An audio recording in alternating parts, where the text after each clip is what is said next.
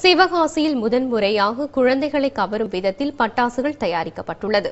அந்த பட்டாசுகள் வெடித்தால் குழந்தைகளுக்கு விருப்பமான பொம்மைகள் விழும் என்பதே அதன் சிறப்பம்சமாகும்.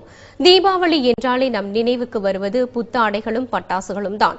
குறிப்பாக குழந்தைகளுக்கு பட்டாசுகள் என்றாலே அலாதி இன்பம்தான். இதனை கவனத்தில் கொண்ட பட்டாசு நகரமான சிவகாசி அவர்களை கவர புதிய முயற்சிகள் மேற்கொண்டது.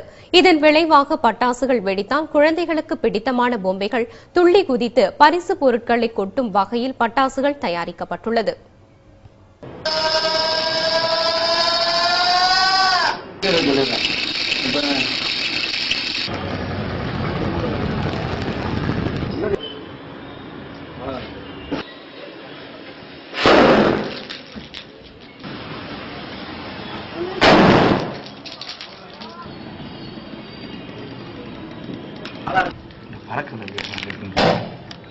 என்னது ரெடி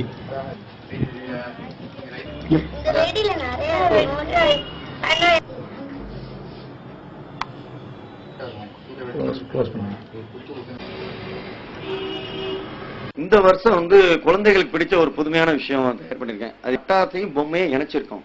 உதாரணத்துக்கு நம்ம இதுல பட்டாசை ஃபயர் பண்ணோம்னா உங்களுக்கு உள்ள இருந்து வெடிச்சு குழந்தைகளுக்கு எல்லாம் அவங்களுக்கு விரும்பக்கூடிய பொம்மைகள் எல்லாம் விழும். கிச்சன் கேம்ஸ், துப்பாக்கி, பிறகு பசில்ஸ், நிறைய விளையாட்டு பொருட்கள், பந்து, விதவிதமான பலூன், இந்த மாதிரி குழந்தைகள் எதெல்லாம் விரும்புவாங்களோ அந்த எல்லா விளையாட்டு பொருட்களும், பந்துகளும், பலூன்களும் புதுமையான முறையில தரமான பட்டாசு, தரமான பொம்மைகளை நாங்க இதுல உள்ள வச்சிருக்கோம்.